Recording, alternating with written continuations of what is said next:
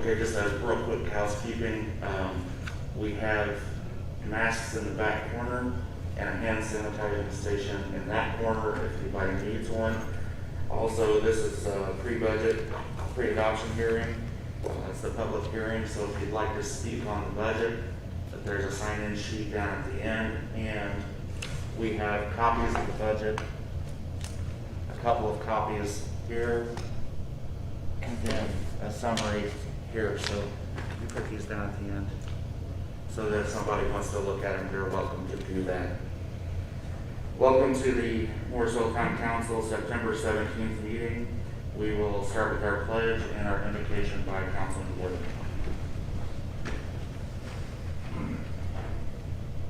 I pledge allegiance to the flag of the United States of America and to the republic for which it stands, one nation, under God, indivisible, with liberty and justice for all. Dear God, as we gather this evening, this council asks for your strength, courage, and your wisdom. Thank you for the privilege that it is to assist in guiding this community. In Jesus' name we pray.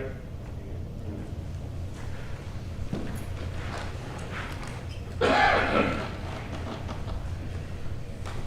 The meeting is now in order. First item on the agenda is the approval of minutes from September 1. Do we have a motion? Motion to approve. We have a motion. Do we have a second? Aye. We have a motion and a second. All in favor? Aye. Any abstentions? So it's 3-1. 3 and 1 abstentions.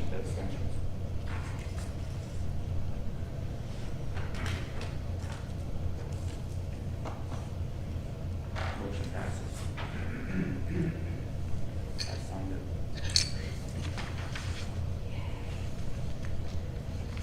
Next item on the agenda is unfinished business. I see nothing under that category. The next item is new business, and we are to the budget pre-adoption here. For no signatures. I can open bonus up there. So we'll go ahead and open the hearing officially now. Is there anyone from the audience that would like to discuss the hearing? Sure, I guess. You're a member of the audience.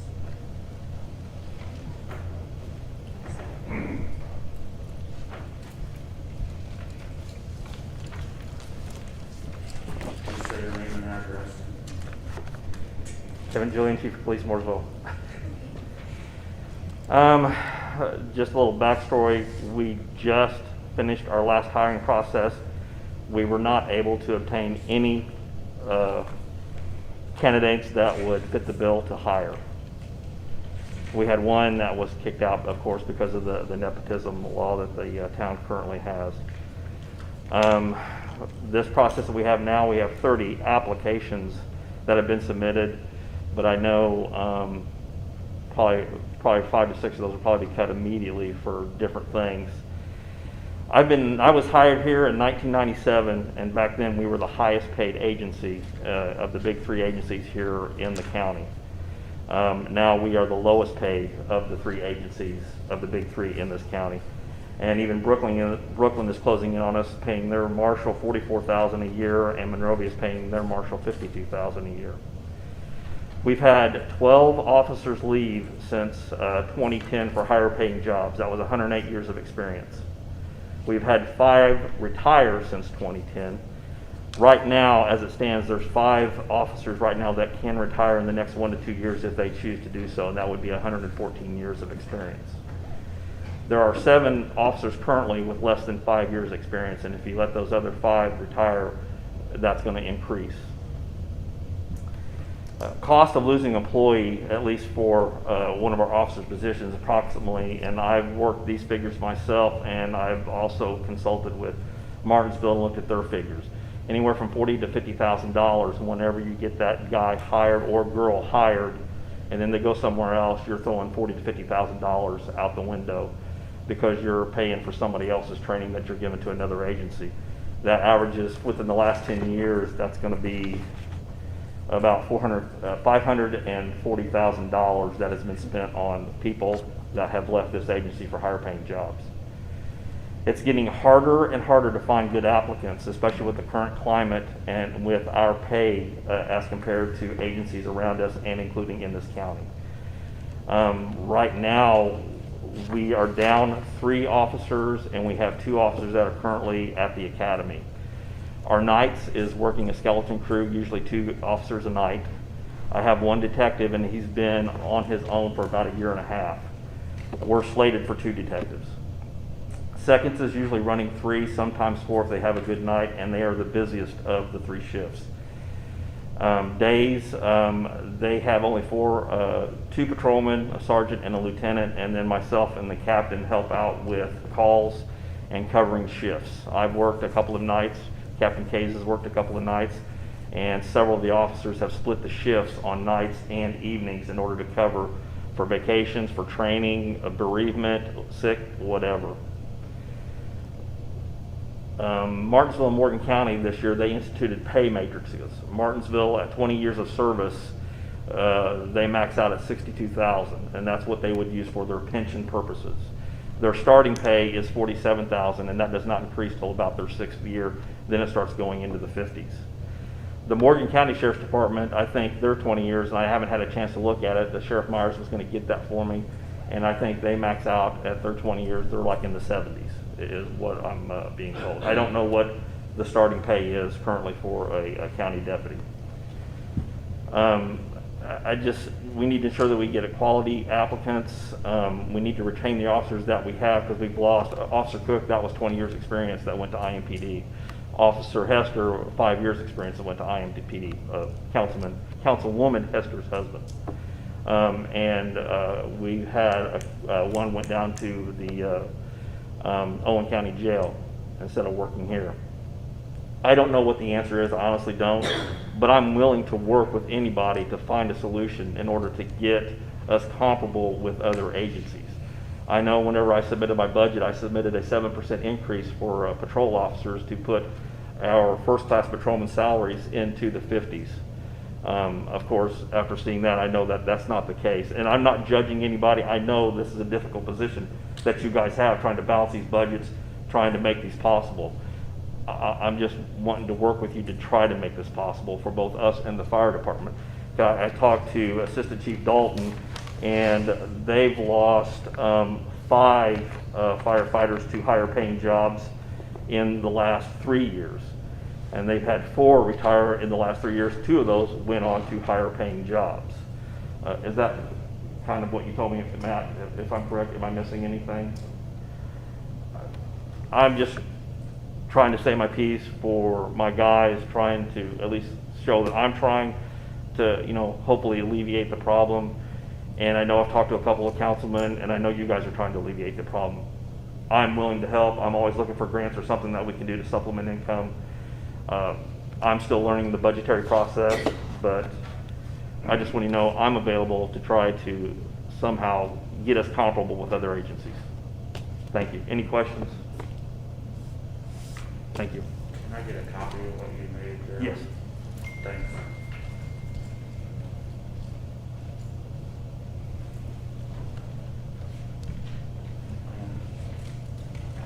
Our financial advisor is locked out of the building. Where's she at? I don't know. She just said she's locked out, so I hope there aren't more people locked out. No, I know this door's open. This one's open? Yeah. I got to use my key fob here. Down here. The one down there was locked. What?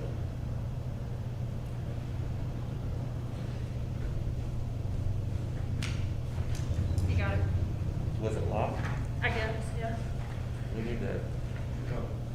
need to make sure that door's open though. Should we? Yes.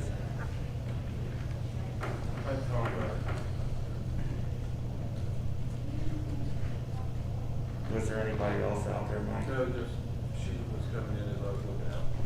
This door's been open the whole time. but still. Sorry about that. That's okay, just wasn't familiar with what other doors we try. It's okay. We're actually in the public hearing portion of the pre-adoption hearing, Okay. so I'll wait till they return. They're propping the door open. Sure.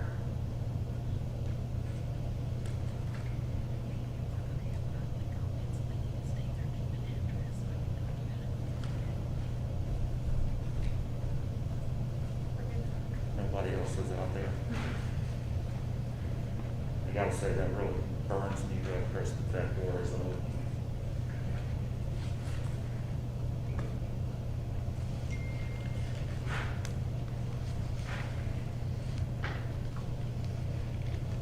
All right. So any other questions or comments from the public?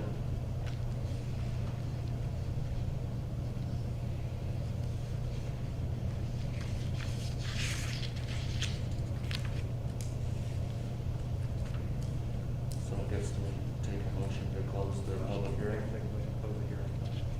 Do I have a motion to close the public hearing?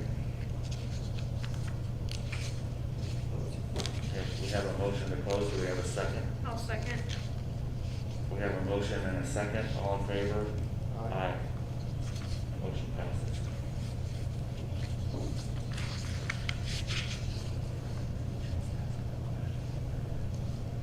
Since the financial advisor is here, she's filling in for Paige tonight, but Paige will be here at the adoption hearing as well. Yes, that's the plan. But does the council have any questions for her at this point, since she came all this way? Paige provided me the documents that she sent you on August 3rd in case you had questions. Okay. And we can have a little discussion here. It is as you see fit, correct? I just wanted to point out, and I kind of wanted to get Tom's opinion on this. It looks to me like from last year's, I'm looking at Form 4, which is a summary. It's actually the ordinance that would be submitted and voted on. Last year's was $9,137,000, I believe. And then this year's goes up to $10,714,718. So it looks like the town is spending approximately 1.6 million more than it did last year. However, the explanation for that, we really aren't. The explanation for that is that there are what's called home ruled funds. These are funds that are not monitored by the DLGF, am I correct? You are correct, yes. And some of those funds were not included on last year's budget, correct? Yes. And those funds amount to pretty much the difference. When I look at our general fund, we're actually about $150,000 less than we were last year. But, am I saying this correctly? I just wanted on the record that even though it looks like we're spending that much more, we really aren't. We're just reporting more. Correct, and that's accurate. Your general fund is probably down because of guidance from DLGF and State Utility that revenues from tax-based revenues could be impacted from the COVID-19 shutdowns that we've had. And so I think across the state, they're looking at about 20 to 25% when there is the possibility. Last year in the home rule funds on Form 4, it included public safety LOAs. This year, it includes public safety LOAs, food and beverage, park non-reverting operating, and law enforcement continuing ed. So it's a function of reporting as to why it's so much higher. And I think that should be stated for the record. I'm going to share this with the newspaper. I'll show you this so that you've got an accurate picture of what's going on. And I have a question. Why are certain funds not monitored by the DLGF? The DLGF pays attention to taxpayer funds, so those that are driven by tax revenues is what the DOT will monitor. These are special revenue funds that you're looking at, all there. In addition to those, you're gonna have EODF now looking at your, certain other revenue sources that you get that aren't tax dollars. So that's my understanding of it. Correct me if I'm. You are, it's basically funds derived from taxes. Those are the ones that the DLGF looks at and approves the budgets. Other ones are considered home rule funds, that was the correct terminology. And those expenditures had to be approved by the council anyway. And we recommend, instead of making that two separate processes where you approve the DLGF budget and then you approve budgets for those other funds, you combine them on one ordinance and take one action instead of having it split apart. You know, this way all your budgets are adopted for next year and it's all taken care of at one time. And it's kind of a one-stop shop for the public to see it. I'm on it. I had a question, Brian, on the Mooresville Park. Mhm. So, did we have to approve our non-reverting funds at the beginning of the year? Does this replace that? Yeah, because that would be a separate process of having your non-reverting funds approved either, the end of this year or January of next year. So at Okay. this point now, it's being approved now, and it's all done at one time and in one document on one ordinance instead of having it on multiple ordinances. Okay, and as those funds change on a continual basis, then do they need to be additionally appropriated or just Yes, one if you would need to appropriation? make further appropriations throughout the year, you would need to go through the local approval process for those. That is not a fund that the DLGF monitors, but we would recommend you report it to the DLGF, but it would just require local approval, not DLGF approval for additionals. Thank you.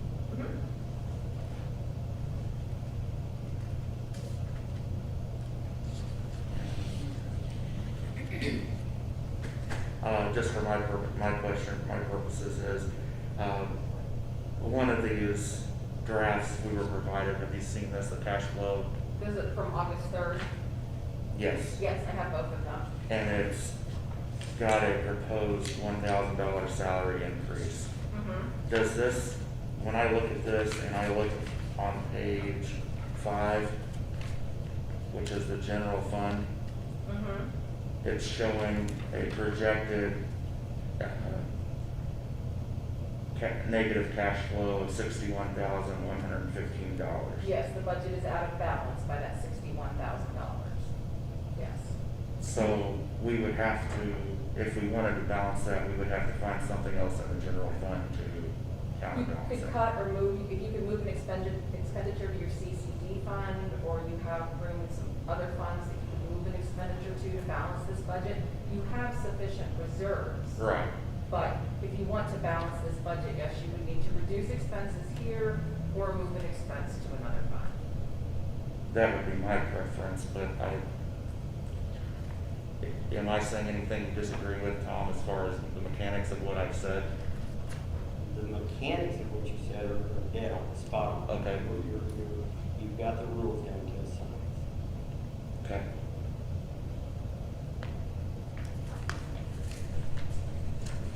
That's all I had. I don't know if you have any other questions for him.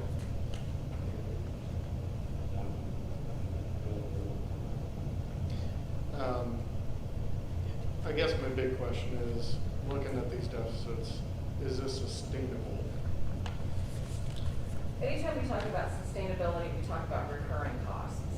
So if you include a $1,000 raise for someone, that's a sustainable cost. That's something that's going to accumulate and build year over year. If you're talking about a bonus or a capital outlay of some sort, those are considered more of a one-time nature. Right. You don't want to load your budgets with a lot of new recurring costs. It's understandable that you may need to make certain one-time costs, but just keep in mind as you are adding things that would need to be paid for year in, year out.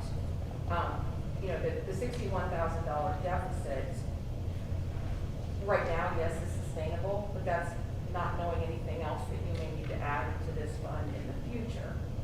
Or if a bonus was turned into a raise or vice versa, that can be sustained. You have reserves here, and at some point, things are going to come back up. Right now, we are suggesting for the next 2 years of things. Like, for example, the DLGF was to have released the lit estimates today for local income tax, and they did not. So we don't have any more detailed estimates right now on lit for your public safety lit, or your economic development lit, or your certified chairs lit. So without knowing a lot of these things, trying to approve a budget, it's understandable that that's difficult, yes. But you just keep in mind, as conservatively as possible through this year and next, till we get a little bit better idea how soon things are going to turn around and come out of this downward slump right now.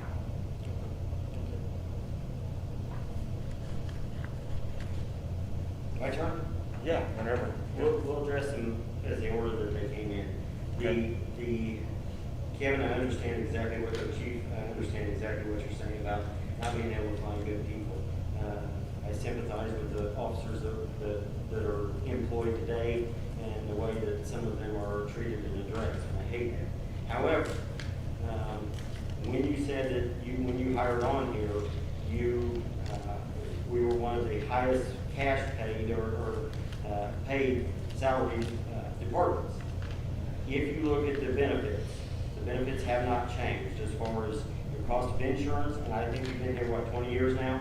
Cost of insurance hasn't changed. You've got 4 days off.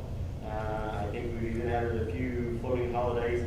We still offer we do offer a longevity pay that maxes out at 20 years. What we're looking at today is exactly what a previous council had to face back in 2010, 2011, when we had the crash of 2008 happen. It's exactly what we're going to be facing then. The town employees went through a 4-year period where they received 0 raise. $46,000, if somehow we have been able to sustain $1,000 a year, then we would be at that magic $50,000 that you want to be in. We have to be very conservative and try to move or manipulate, massage the numbers to where we can get to there. If you look at our budgets, and I want to be crystal clear here, our budget was last year $9,137,000. Now that did include the LRNS, the LOIT, the Riverboat, the CCI, and the EDIT, which are outside of property tax driven dollars. If you look at that budget last year, we were close to balance in, but we were still a little bit short. I can tell you exact numbers, but let's focus on this year coming in. If you look at our general fund, as far as what we're trying to do with our general fund, MVH reserve, park, and CCD are property tax driven dollars. If you look at all of those, we're $131,000 short. Now that also has to be taken into consideration that if you look through the budgets, we closed out one complete department, the utility department. We took $113,000 completely out of the general fund. We shifted $50,000 of that over to our MVH because, again, the rules changed, and the state of Indiana says at this point in time we have to have 50% of our MVH funds have to be in a reserved fund. That means the only place that we can spend that is on direct maintenance, improvements, or resurfacing of roads. If you look at our MVH or our street department, we pretty much bare bones that. We did move out of the utility department. We shifted $50,000 over to that. So all we did by doing that is we moved some of the levy, just like what she said, we shifted some of the levy over to the MVH because their forecasted budget was just unsustainable because of that. Now we moved that over there, and I think we're going to be all right. If you come on down and you look at the rest of the funding, as far as the way it was budgeted last year we did budget $200,000 in the rainy day fund. At that point in time, we didn't know where we were going to be on other projects, on the police department, on other items. So if you look at what we budgeted last year, and I want to be crystal clear, I'm not including those ones that we're now reporting. I still think someone's brother-in-law needed a job at DLGF, so they said, hey, why don't we all go ahead and make a report that? Because we had more controls and the public knew more about what was going on with those when we approved those in a meeting on each expenditure. Hey, we're going to do a drainage issue and we can use food and beverage for that. let's do it with food and beverage. Hey, we're gonna buy a piece of equipment, let's use this. I think the public was more knowledgeable on how we spent that money the old way. Maybe not, I don't know, but that's the way I look at it. 9.137, this year's budget to match that. I want to come in and I want to match it with the exact funds that we were funding last year. This budget now is $200,000 less than last year's. So we cut it $200,000. Nope, that's a lie, I'm sorry. We cut it $186,000. Remember, we moved $50,000 out of one fund. And then we also took the $200,000 budgeted out of the rainy day. We have 0 expenditures coming out of that. Now, we can go back and additional appropriate, but we took that out.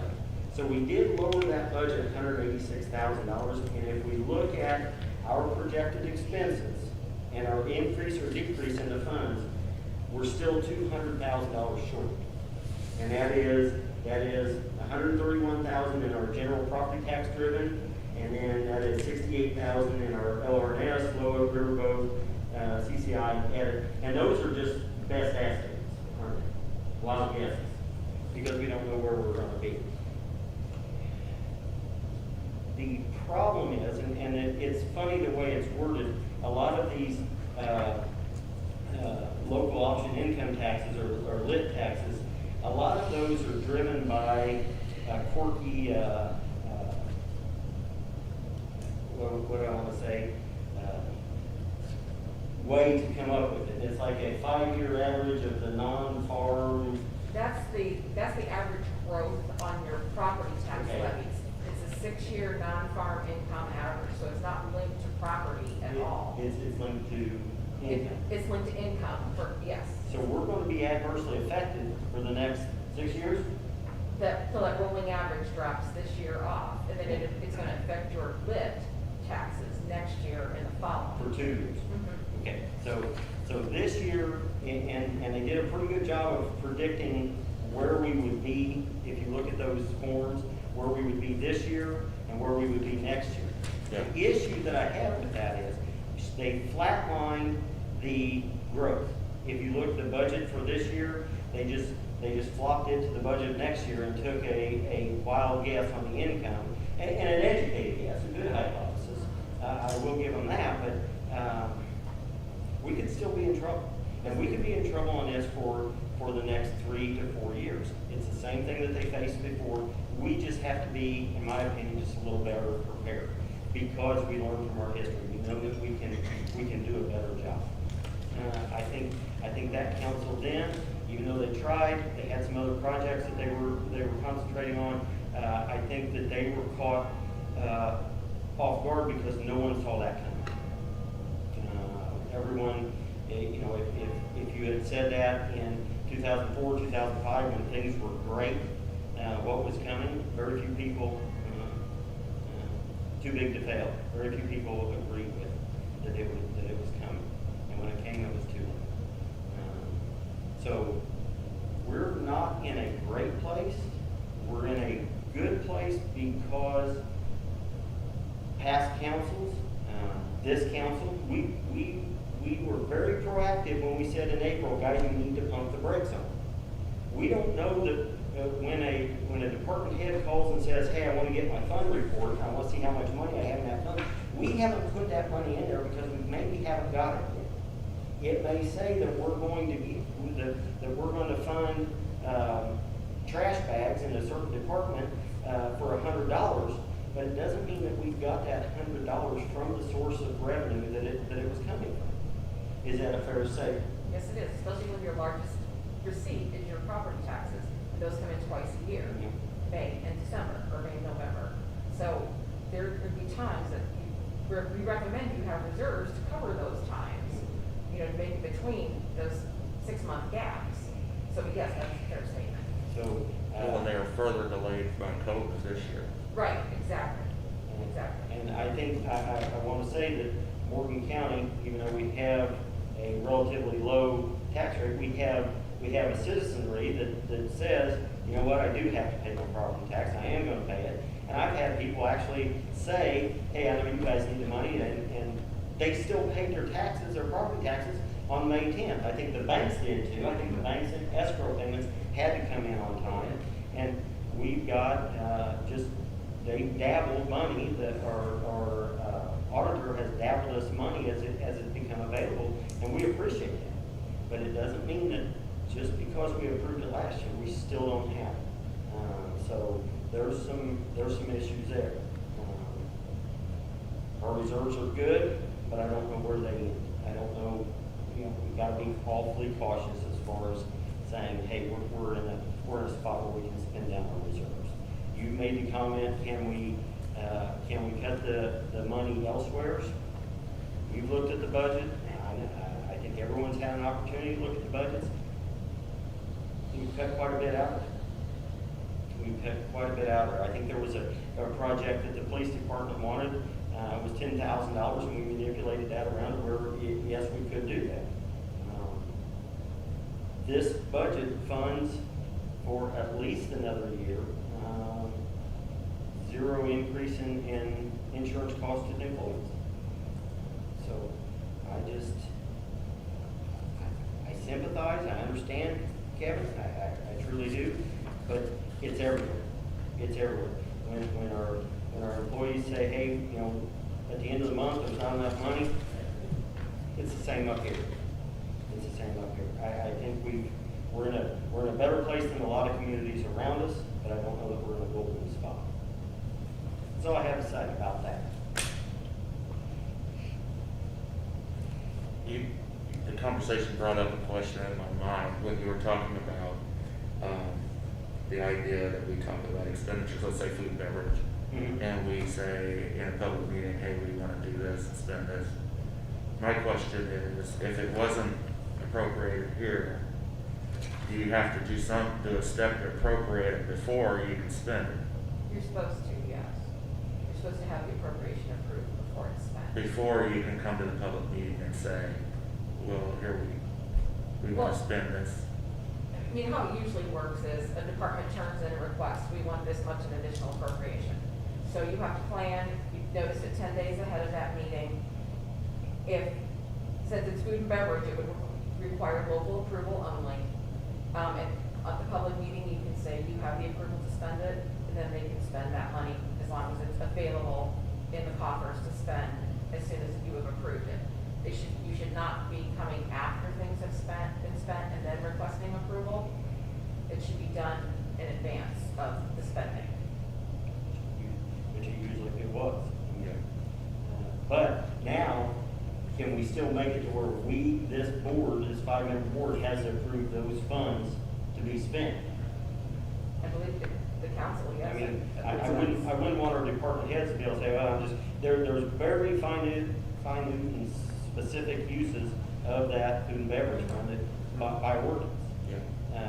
Obviously, I don't know that the council really needs to know how we're going to spend and continuing ed money for the police department, to law enforcement. I think that's the police department's job. I don't think we need to approve that, but when we start throwing out that, hey, look here, we've appropriated $750,000 out of the food and beverage, I just don't think that's an easy way to say, let's let anyone and everyone spend it. But if you don't do it this way, you're supposed to have an additional appropriation that requires notice, correct? Like you said, a 10-day notice? Yeah. And if it's a DLGF fund, which food and beverage is not, then there's a reporting function you have to do on Gateway, and then Gateway will send you back notice that it's been approved. Other additionals, they ask that you go ahead and let them know for a courtesy, but they don't send you back an order approving it. So it'd just be those tax funds that you would have to. Do you follow what I'm asking? I think the question we're asking is that if we don't have if there's not an appropriation of a non-controlled fund, then prior to the spending of that, you have to have the appropriation done. I think what Baker Tilly is saying right now is when a department head would come to you and say, hey, we would like to buy this, and let's say that's going to come out of food and beverage and qualifies for one of those expenditures, then I think the process would be you advertise 10 days in advance of that meeting when it's going to be brought. It's presented as we want to use this, and then that approval right there of saying, yes, you can do that would be the appropriation because it's been properly advertised, so long as you have that 10 day prior to that notice. But this eliminates the need to reappropriate because we're dealing with So this. the money, here the money has been appropriated, but you can still put your internal controls upon it. Yes. Yeah, they're How still you- gonna Yes. come in and we're Right, I gonna mean, discuss. if they just appropriated $750,000 in other services and charges without specifics behind it, yes, as council, you can ask that they request, even though the state has given their, you've made it approval to spend, to make sure that it's being spent for what it should be spent for, you have that right for review. Yes, for local internal controls. Thank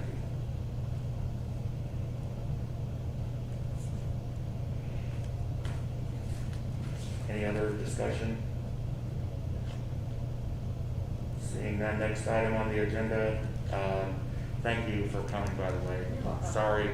It's okay. And can you state your name for the record, just so she's got it? It's Susan Cowan, Cowen. I'm a manager with Baker Tilly. Thanks a lot for coming. You're very welcome. Next item on the agenda, Mooresville Homecoming Parade Street Closing Permit. Do we have, come on up.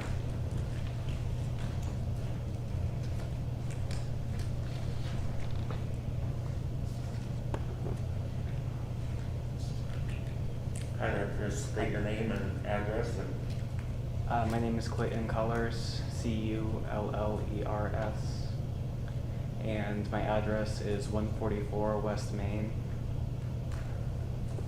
So, sorry. it's all right. Basically, the school feels that it's important in these times to continue to promote community unity, and to do this, we have a modified version of the parade planned. This would occur on the 25th, next Friday. And it would basically just, same route as usual. Major changes would be no candy, minimize student walking. Each club would get to decorate like a car and drive that, on a parade route. So at least, it's still something, continuing the tradition. That's, So you're trying to take some social distancing yeah, into account. Have you spoken to the health department at all? no. I did, and they recommended to me, it was Steve Lighty, that this would be okay to do. Okay.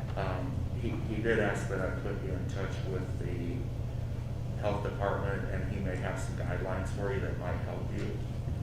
So I can do that after the meeting. All right. Do you have any questions or comments? You've all got a copy of the application, correct? Okay.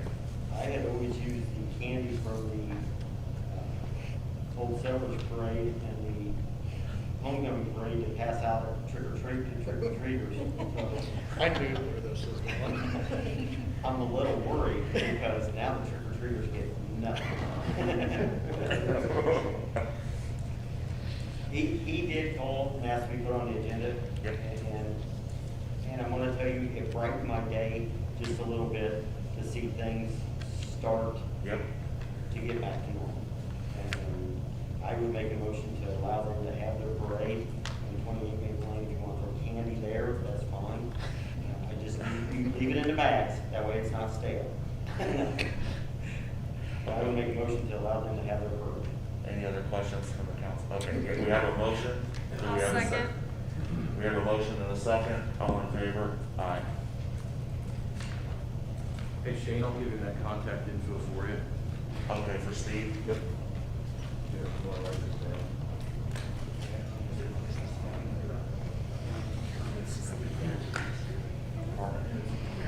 Just go ahead and sign, just so we know, show the name from here.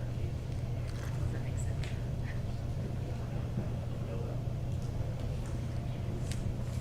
You should have your signature. Okay, next item on the agenda is the Villages of Eastmore Phase 1 Argentine street dedication. So, Jim, you had asked me to put together just a resolution which confirms essentially the dedication of these streets. And we had talked to Dave, and there's a little bit of confusion right now, because what Dave has provided was a map which included phase 1 and phase 2, and he believed that it was phase 1 and phase 2 that should be dedicated. In a prior meeting, the town council had only talked about phase 1 of that project. And so I have two separate documents here, one for section 1 only and one for section 1 and section 2. But this is just to document the acceptance of it and that the alleys are not included. However, I don't know which one for you guys to take action on. And so my recommendation would be to verify with Dave which section is ready. Is it just section 1 or is it section 1 and 2 prior to taking the formal action on the document? I mean, you guys already discussed section 1, but section 2 was something new that was told to me after. Should we just deal with phase 1 tonight and let Dave verify phase 2 for the next meeting? I mean, I don't know that there's a huge rush. I know that community crossings has come out. The state has announced that they'll start accepting community crossings applications, but I don't think that you probably are going to be doing anything here because these should be. It's brand new. Those were just brought up. The only thing that could help us with is mileage, but I'm thinking it's, do you have a number there? I'm thinking it's less than 3 or 4 miles.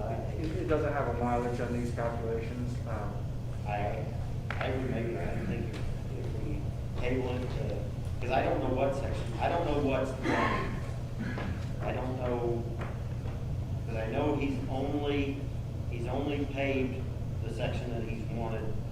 I mean, the roads, the infrastructure's there as far as the roads, but he's only brought them up to town standards on the part that he's ready to relinquish to the town.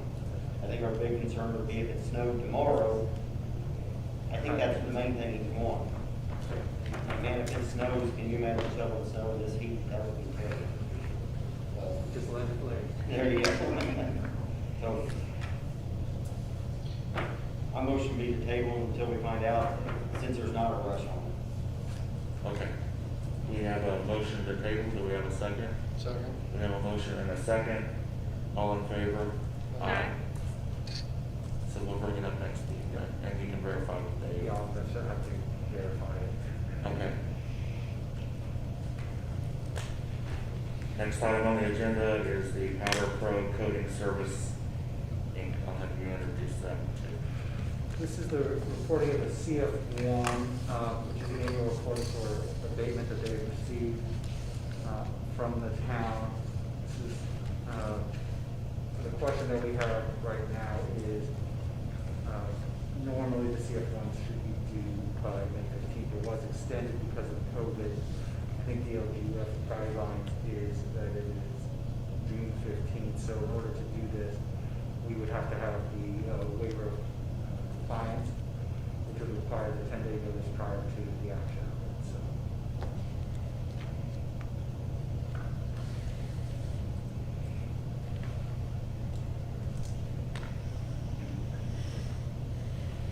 So you think we should, I think statutorily we need to file the notice and have it published 10 days prior to, and we're going to have a hearing on compliance and then we can take action on it. you can do both in the one meeting?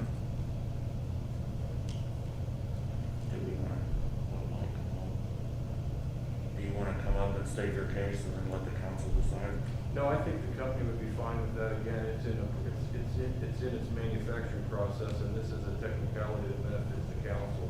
And I think that the council already expressed its confidence in the company, so the company would be willing to go through the process of a 10-day notice and coming back for a public hearing.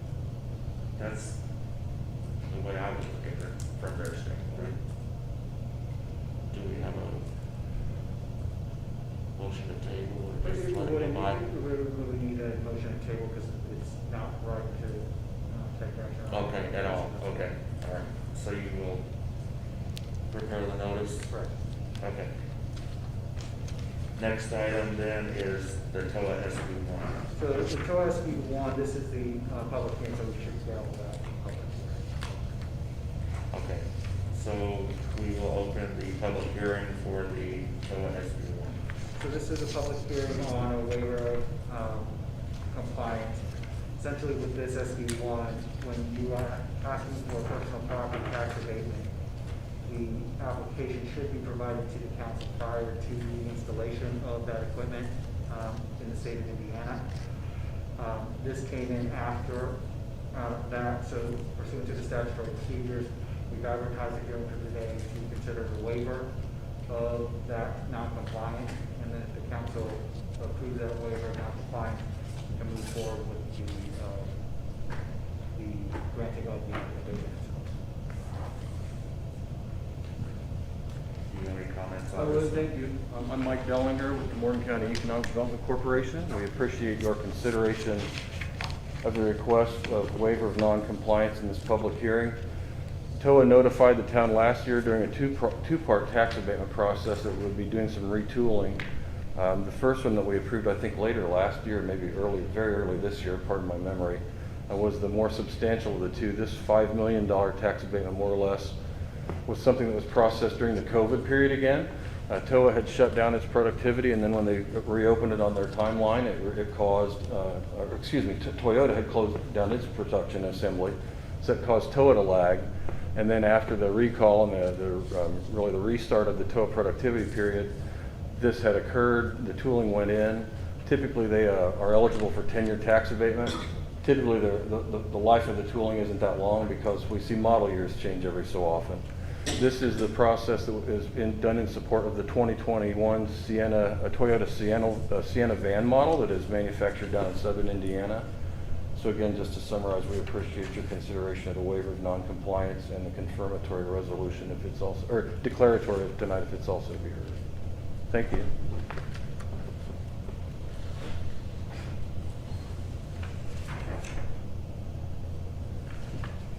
Any other members of the public regarding the TOA hearing? Motion to close the public hearing. Okay, we have a motion to close the hearing. Do we have a second? I'll second. We have a motion and a second. All in favor? Aye. Motion passes. And so now you have in front of you the resolution for the waiver of non-compliance, and then the declaration of economic revitalization area. So then we need this, and then we have the confirmatory after. And this is resolution 9. I don't know. Is this for TOA? Yes. 10. 9. 9. Okay, that's 9 on the document, so that's correct, right? Mhm. Okay. Do I have a motion? Motion to approve resolution 9, 2020. We have a motion. Do we have a second? Aye. We have a motion and a second. All in favor? Aye. Aye. The resolution passes.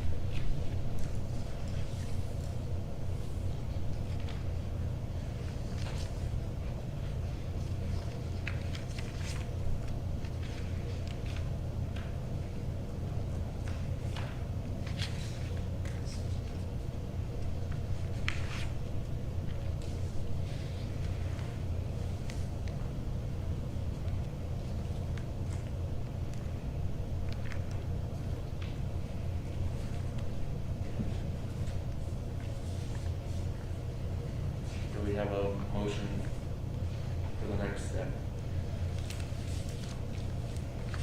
What would that next step be? So Oh, I'm sorry. We're done with the TOA aspect of it now, and then we'll be followed up next. Oh, I thought you said we would be approving this time. So you've done the waiver of fire. Right. We'll have the third floor, first floor. At the next one. Okay, I'm sorry. I misunderstood what you said. Okay. I may have misspoken, I'm sorry. Well, no, I probably just misunderstood. Next item on the agenda is the department head reports.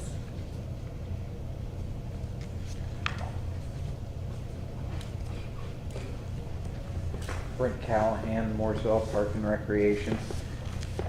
We have some upcoming events. This has not been anywhere near a normal year for us at all, obviously. We have our last concert of the season, September 26th, and that's a Saturday night, and that will take place from 6 to 8. And that's the concert that was originally going to be at the downtown block party. And since that was canceled, this has been moved up to Pioneer Park also so that we could social distance on that. And that has worked out real well for us because we have been able to do that. And this was a plan that the State Board, or the Morgan County Board of Health approved. And it's worked out well. So that's September 26th, 6 to 8 p.m. And also, normally this is the time of year we're talking about the Halloween hike, and that is an event that over the past 10 years, it has drawn as many as 1,800 kids in one night in that hour-and-a-half period. Obviously, that can't happen that way this year. And what we're looking at doing is basically doing an abbreviated Halloween trail.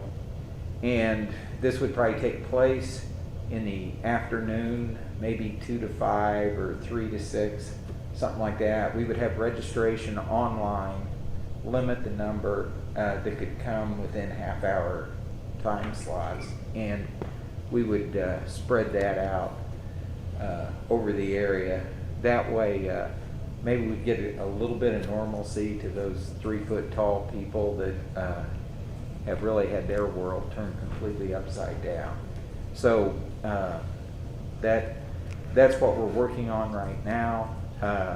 Once we get things more solidified, we will let the council and the public know, and then we'll put that on our website and the like. But that's what we're looking at right now. Also, we have been moving forward and doing things on tornado damage. Some things have just taken forever. We do have a new shelter house ordered for Old Town Park. Obviously, the COVID thing has delayed it some because production on everything was shut down, and we've been fighting with everyone else on all these disasters that have been happening, so wood is obviously at a premium. But that kit for that shelter should be in production now, and that'll be a 32 by 52 foot shelter over there, and it'll be the style of the other shelters that we have in Pioneer Park. So that is beginning to move forward. We also have a contractor for the roof of the scout cabin, a plan that's being developed for the foundation of that building, and so that is moving forward also. So things are beginning to happen. Obviously, with some of our facilities being shut down for the year, we have had a tremendous reduction in the number of employees that we hire. Normally, throughout the summer, we hire about 140 plus or minus employees, and right now we have 40 to 50 that are working in the school system in those programs, and I think the park board approved 9 last night to replace some of our employees there. The director of that program, Erica Montgomery, is going to be leaving us, so in about a month we will be advertising for that full-time position so that we can keep that program moving forward. That's all I have. If there are any questions. I've had a lot of people ask about the shelter and the Boy Scout cabin, so Yeah. I'm glad you brought that up. The shelter, how does that compare size-wise with the other one? Is it the You know, about the it's same? it's about the same, but there will be more usable space in it because the other one had the big brick columns. Yeah. This will have the steel columns, so it will be almost the size of the big one up at Pioneer Park. So that one is a 40 by 60 up there. This is going to be a 32 by 52. So it's about the same size as what was there, With but more room. more square footage and a brand new concrete pad under it. Oh, nice.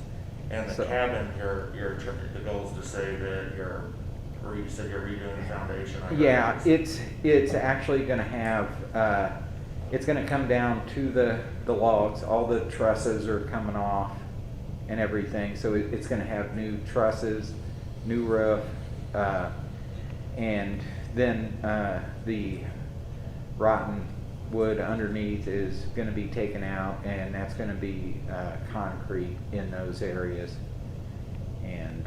I've heard it's not usable right now. Is that true? Not really, Even and, before the tornado, I mean, well, yeah, there were some problems. but now it'll be usable. And so again. it will be, yeah, for the scouts. And the way it's being done right now, there will not be tax money put into that. Part of that is insurance. The majority of it is insurance money from the tornado damage, because the insurance company did come back and say, hey, you know, we understand on this, some of the different things.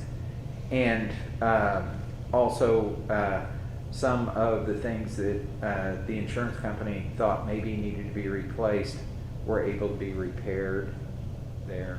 So that money is going that way. And then I think some of the Friends of Scouts are also helping out there, and contractors helping out. So that should work out good. It was important to the park board that tax money didn't necessarily go into that, since that had been a volunteer effort to begin with. So we're trying to keep it that way, so that the feeling was that if tax money, a large amount of tax money went into that, then that facility should be open to the public for them to use, and it's really not suitable for another use other than what it was built for. Yeah. There is no heat, there is no running water, those things. Thank you very much for the update. It was informative. I appreciate it. Thank you. Next.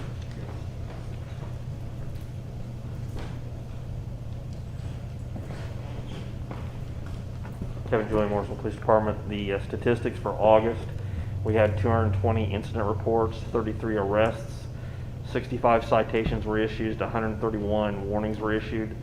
The total CAD calls was 2,052. There were 265 traffic stops. Accident reports was 29, 25 of those were property damage, 3 were personal injury, 1 was a hit and run. Total mileage for the month was 19,818, and overtime was 137.75, with comp time being 64. And the other thing, I emailed each of you the copy of the new tornado siren SOP. Did anybody have any questions about that? Did it seem pretty straightforward? Any questions about anything else that's been going on in the town that you've heard that we might have to address? No questions? No, I got the copy of the tornado siren SOP, and all of the sirens worked the last test. Correct.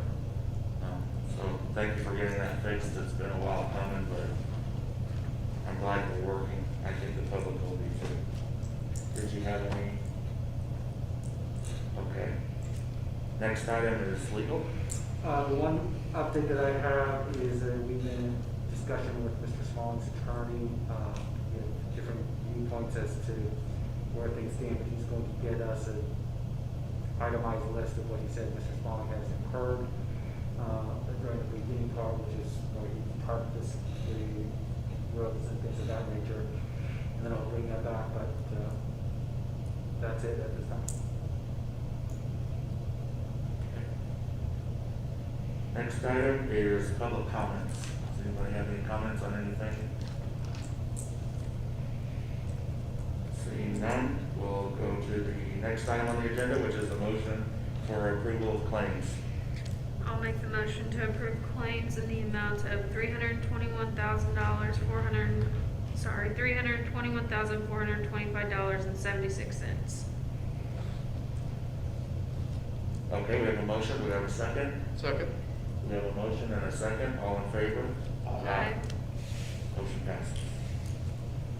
Town council comments. Councilman Gordon. We, Jeff and I met with the Endeavor. Oh, yeah. They are still on a deadline as far as if part of their proposal is the firewall. They do work, October 1st through the last of September. They have that budgeted. We made the comment the last time, could we have a special meeting for that?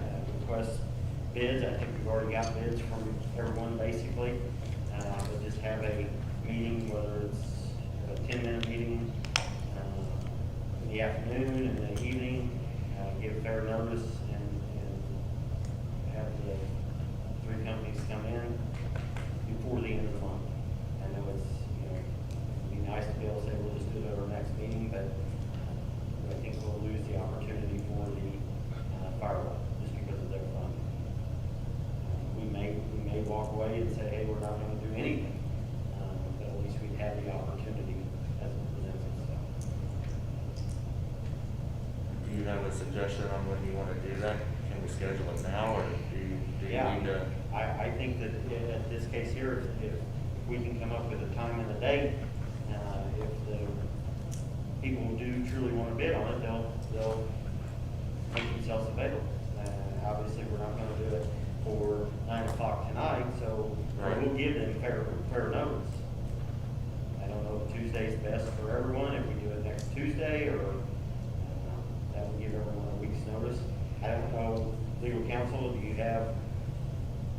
You got 48-hour notice period, for your special call meeting. And so, we got plenty of time to get that advertised for it. It'll be a public meeting just to accept, I guess it would be quotes for IT services. Yep. And then so services are a little more lax. It's like the process you have to do to engage. So it'd be Tuesday, the 22nd at 6:30, same time? With me, as long as it's all right. Should be fine. I can't open my calendar, but I think I'm good.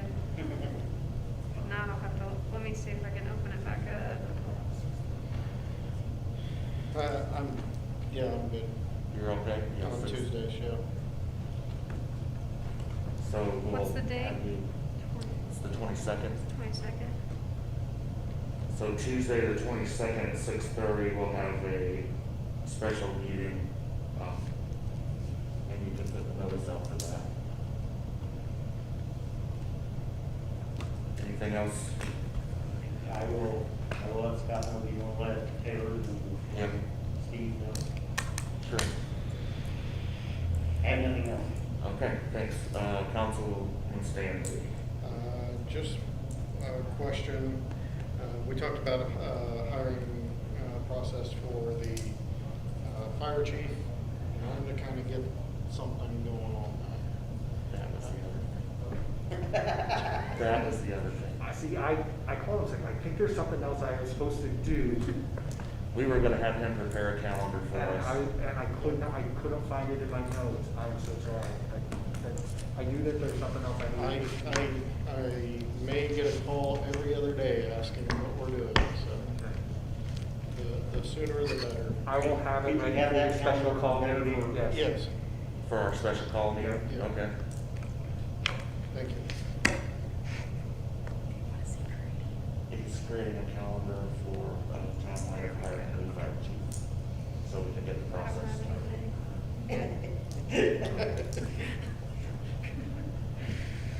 Council, was that it? With councilman comments? I'm good. Justin? No, Uh, no. No, I'm looking at the clock, kinda shocked this year, so. Yeah, this is gonna be our earliest meeting of the year, earliest, Yeah. unless nobody motions to adjourn. Jeff's gonna be mad. Jeff will be. I promise there will be somebody that motions to adjourn. So nothing for you, Councilwoman Hester. I have no further comment. So, our next regular meeting is Tuesday, October 6th, here at the Government Center at 6:30. Do we have a motion? Motion to adjourn. We have a motion. Do we have a second? I'll second. Have a motion and a second. All in favor? Aye. We're adjourned. Thank you. Yeah, I can. Okay.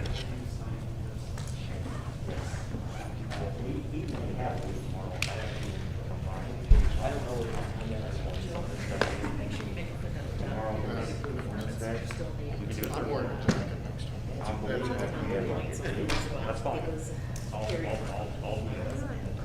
because I got. When I walk in, I go, seriously. Anything I think else? that would be. Something else I can ask you? I think it's just me and you that might all seem to be.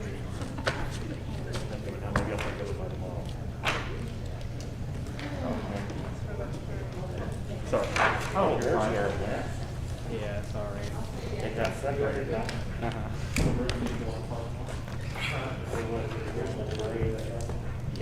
Oh, okay. See you guys. Get home with the kids. We want you to shut that off. I think.